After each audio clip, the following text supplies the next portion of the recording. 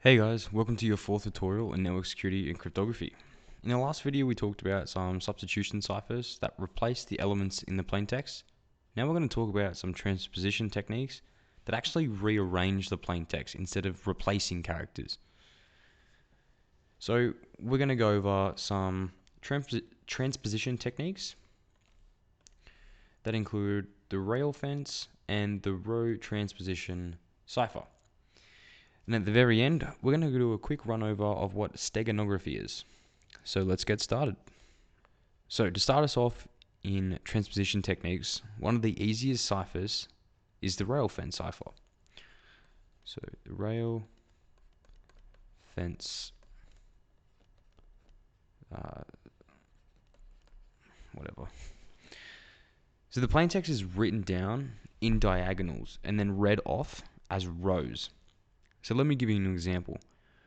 I'm going to encrypt this secret message.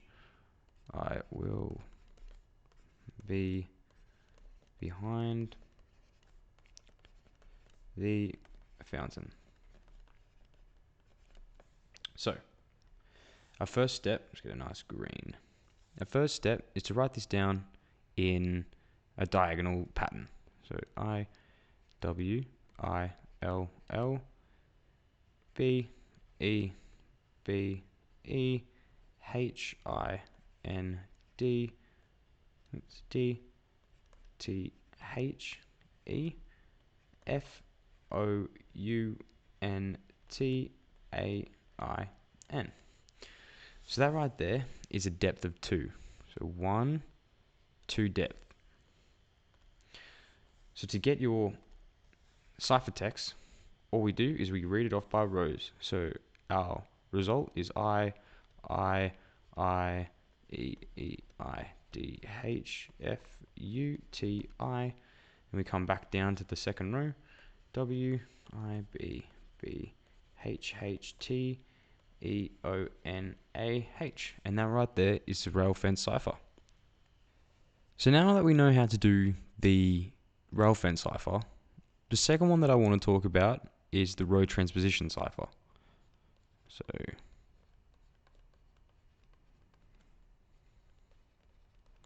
Transposition Cipher.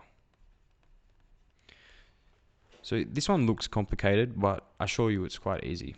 And I can imagine it being really hard to crack. So let's say me and my friend share a key of 5, 6, 4, 3, 1, 7, and 2. Let's also say that we want to share a secret message, and we don't like Mike, so we're going to say, I don't like Mike.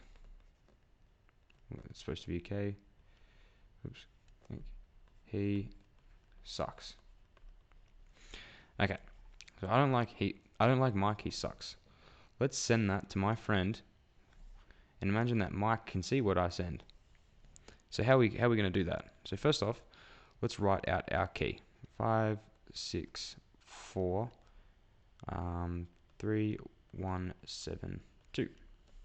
Now all we do is we just have a look at the letters that we have in our message. So let's go and write it out. So I don't. So then when we get to the end, so imagine these, all being in columns. So I don't like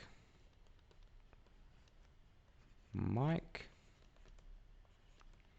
I don't like Mike. Whoops. I don't like Mike, he sucks. Okay, so if you had a message that didn't quite fill up the entire row, you just fill it with fillers. So for example, if I got down to here and the end of my message was here, so S, I would just go X, Y, Z, E or something and just fill it with random junk that makes no sense. So now to encrypt this message, all we have to do is we have to look at the rows and just write out the rows. So for example, 1 we have T, K, C, 2 we have I, H, S, 3 we have INLU, 4 is OMS, 5 is IKH, 6 is DEE, and 7 is, maybe an L, yes, LEK. And there we go, guys. That right there is our ciphertext. And that, my friends, is how to do the row transposition cipher. So before we wrap this video up, guys, I just want to touch on what's called steganography. Now, steganography is the process of concealing a hidden message within non-secret data or non-secret text or data. This could be anything. So I'll write that out. So steganography. So steganography can be hidden in a lot of things, right? The first one we can have is text. The second one could be video. The third one could be an image. So image. Or the last one could even be a sound file. You can hide messages in sound files quite easily. Maybe I could show you guys how I do that. Okay, so I want to give you guys a very quick example. And that example is one that is hidden in text, just to give you guys the idea of how it works. So if I was to write a sentence out here. So, since everyone can read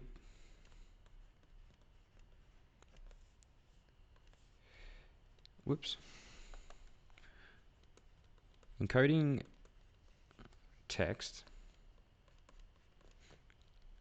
in neutral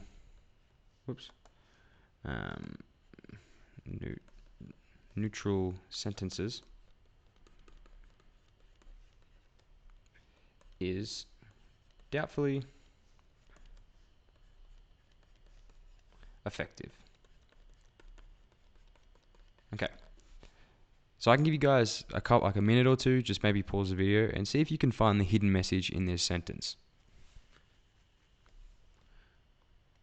So if you've given up, if you look at the first letter of every word within this message, we have a secret message. So that turns out to be secret inside. And that is a very simple example of what steganography is.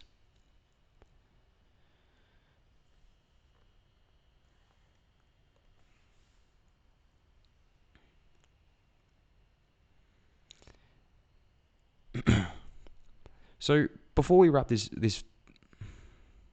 3, 2, 1. So before we wrap the end of this video up, guys, there are some other types of steganography techniques.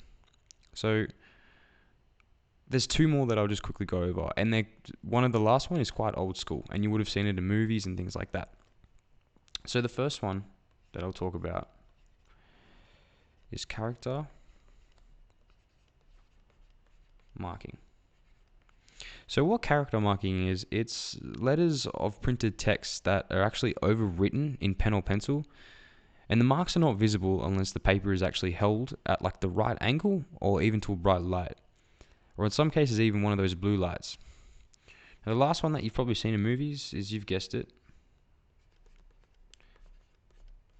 invisible ink. That is steganography. So steganography, invisible ink, it's, to give you an example, if you don't know what it is, there's lots of chemicals or mix of chemicals that actually give an effect of an invisible ink, and the ink is actually only visible when either a type of light is shown onto it or another chemical is poured onto it. So that wraps up today's video, guys. Make sure to stick around, because we're going to start talking about some more exciting things like DES transformations and other types of harder encryption processes.